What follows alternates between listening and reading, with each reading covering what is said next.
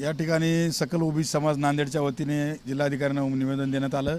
नांदेड जिल्ह्यातला सगळा ओबीसी समाज हा त्या ठिकाणी एकरूपाने आमचे युवा नेते ओबीसीचे लक्ष्मणराव हाके यांच्या पाठीशी खंबीरपणे उभा आहे। ओबीसी समाजाची एकच मागणी आहे की जी आमचं जे आरक्षण आहे त्याच्यावर इथल्या प्रस्थापित समाजानं अतिक्रमण करण्याचं जे काम राज्य सरकार करत आहे ते आमच्यावर अतिक्रमण करू नये, प्रत्येकाला आरक्षण द्यावं, पण आमच्यावर अन्याय करून कुठलंही आरक्षण देऊ नये या मताचे आम्ही ठाम आहोत। या ठिकाणी सरकारनं कुठलाही आमच्यावर जुलूम करणारा अध्यादेश काढला तर आम्ही ओबीसी खपवून घेणार नाही, आम्ही रस्त्यावर उतरू, आम्ही सुद्धा आमची ताकद दाखवू, आम्ही सुद्धा आमची शक्ती दाखवू। म्हणून या ठिकाणी नांदेडच्या सकल ओबीसी समाजाच्या वतीने सरकारला इशारा आहे की त्या ठिकाणी कुठलाही जी आर आणून आमच्या आरक्षणावर अतिक्रमण करू नये आणि आमच्या लक्ष्मणराव हाकेंचं उपोषण ताबडतोब सोडवं।